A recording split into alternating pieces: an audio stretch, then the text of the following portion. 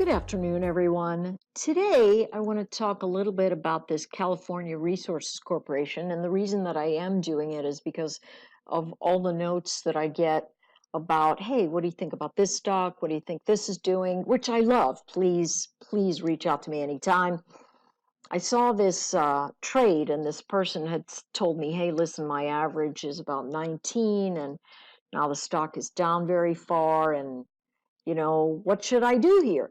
And so obviously this is a broken trade, right? If your average is 19 and we're sitting at a little bit close to 9, we've got a problem.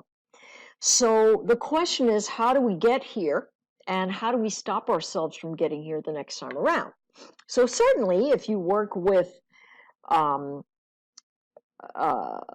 prop firm, certainly someplace like TST that does futures, or S&P Capital, or whomever, and you work with them, they're never going to let you do something like this. So this only happens to the trader who has no accountability about continuing losses, right? And this is the number one thing as a trader. Our lack of personal accountability to loss is truly very important. And I've said this for years whenever I go to talk about trading in different places across the country.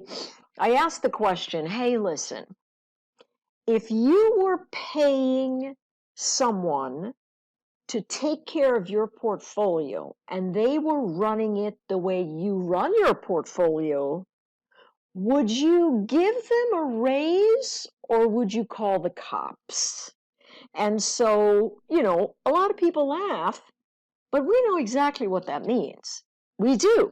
We do not allow ourselves the accountability event that comes from, hey, listen, that was a really bad trade. Why did you make that trade? And tell me how you're not going to make that trade again. So it's one of the reasons that you want to get yourselves involved with some sort of company like that, unless you're more disciplined and already on your way to the space. And then I would say, hey, it's always great to have somebody fund your trading, like Top Step Trader, who I love and who I have worked with for many, many years. They do work in the future space, and we're talking about stocks here, but I digress. So here's what we're taking a look at. We're looking at California Resources, where this person said, hey, my average is about 19, and, what do I do? Well, it's very, very simple here in terms of what are the options, and you can see, do you see this low? Let's get the data on this particular bar. The view. Let's see. Cursor data. All right, so let's take a look at this low right here. The low is 884, and that happens to be a pretty important level, and we'll talk about why that is shortly. But let's take a look at what likely did not happen that should have happened in this particular trade. So for whatever reason, we get attached to a trade. We go, hey, this is a great company. They've really fallen. They should lift. And so I'm going to look for bounce action. And I know I'm not supposed to try and pick a bottom, so I'm going to wait for it to settle through that. And I'm going to try and pick it up once it gets up over 20, okay? And then so you add back to the position or whatever. So your thought is, hey, I've seen this, it's come down. This looks a little bit like a dastardly head and shoulders pattern, but we won't consider that. We're just going to look at this double topping formation and this motion that says, hey, I should have a bounce here. This looks pretty good, okay? Comes up, you wait for it to hold. It's got, this 20 area. And so let's say you look at this and you go, okay, 15 is my stop. That's where I'm going to put that. I know I'm going to run all the way back up here to 50. So, having a $5 stop is 20% loss in this small company, and, whatever you rationalize with. Okay, whatever you rationalize with. So you work here and you get involved in the trade and it starts moving up and you're like, oh, this is great. And it closes the week. Notice these are weekly candles and it starts moving this way. One of the biggest things that we don't do as traders is prepare for triage. All right. There is a saying in the military and it's no plan survives its execution. And so what that means is no matter how much you strategize, when you are in the live arena, you are going to have things happen that you did not prepare for and that you did not expect. That's 100%. But see, what many of us have is this idea of, listen, this is my plan, I'm sticking to it, and that's all there is to it, right? I'm sticking to my plan. And so what we end up thinking about is where we have our plan going instead of what the market is telling us, and we begin to ignore the signals. And so here are some signals that we should worry about. First one is something that looks like this, right? Your job, if you're in a swing trade, is to look at the series of weekly closes and higher lows that allow you to see what's going on, all right? And if you picked up the chart at 20 or 19 or wherever, and you are up at 25, which is a very big gain in a couple of weeks, we have a tendency to have greed kick in and go, oh my gosh, it's going to go right back up here. And then I'm going to, but see, here's what charts do. They go to regions of congestion and they test there. And so right up here, there's a congestion region. We have 1, 2, 3, 4, 5 weeks touching $26. And so if you've got 5 weeks touching $26, and then 2 weeks come, and you've got motion that looks like this with less volume, you need to take some profit. Absolutely. Right? Now, why is this a chart that you're not going to hold forever? Or really, I would never hold something that had a massive drawdown like this because it's filled with nothing but trapped buyers. I would never do such a thing, right? Too many trapped buyers in here going, oh my gosh, this is the bottom, this is the bottom, this is the bottom, and they're going to have to get out. So they bounce until they get to their resistance and they go, I'm getting out. Okay? So you've got to take profit where prior resistance is sitting. Now, this is just the way that I trade. There are a lot of ways to trade, folks, but this is the way I trade. All right?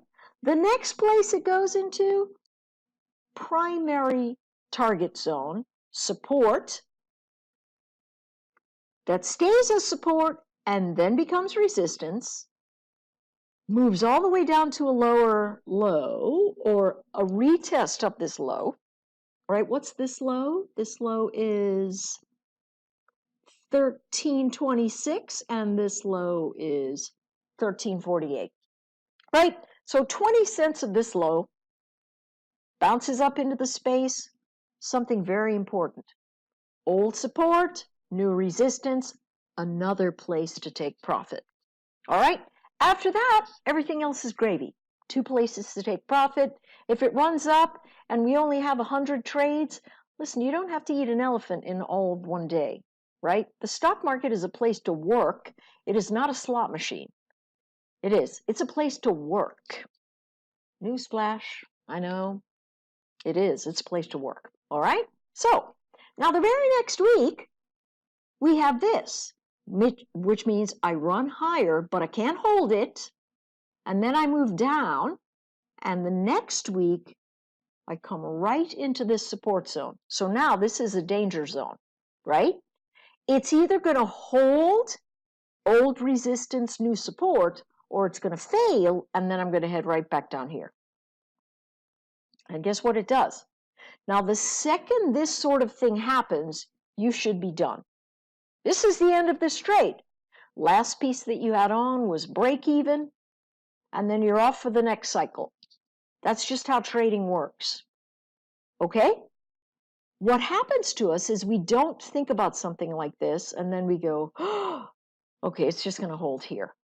Because obviously we haven't taken anything off, because, I mean, I have students all the time that go, well, I mean, why do I have to take profit now? I mean, I only have 300 shares. And that would mean you're trying to make your fortune in a week, a month. I don't know, right? I mean, I've been doing this for 15 years. It's work. You go in, you go out, you take your money when the market gives it to you, and you leave. And you come back for the next time the market's going to give it to you. That's just the way you play. Okay? So here's what happens. We get here and we go, oh, okay, it's great. It's turning around. It's holding. But see, here's what you got to think about. When something like this happens and you come down into deep support, your question must be, where did I come up to at resistance? If you cannot break and hold, this is still your stopping zone. Otherwise, you're going to stair step into this number, and then this number, and then this number, and then this number. And lo and behold, that's really essentially what we did.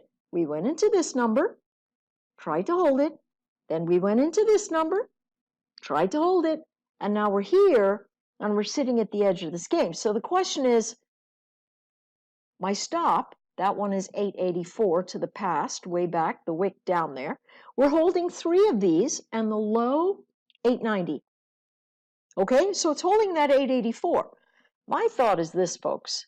If you want to live and trade another day, you've got psychological trauma from losing 60% of your holdings right here, and you've got to either pull yourself together and keep funds so you can actually learn how to trade specifically in terms of support to resistance and that sort of thing, or you just sit here and hold it and then never know when it is that you're going to take it off. Because see, this is going to do the same thing.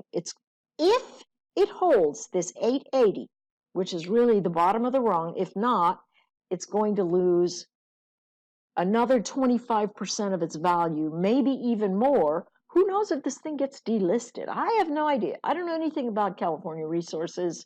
Not a thing. I'm just looking at the chart.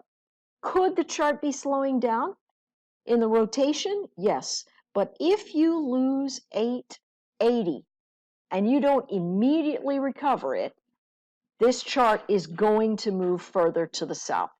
It's just no ifs, ands, or buts. It's just a mechanic.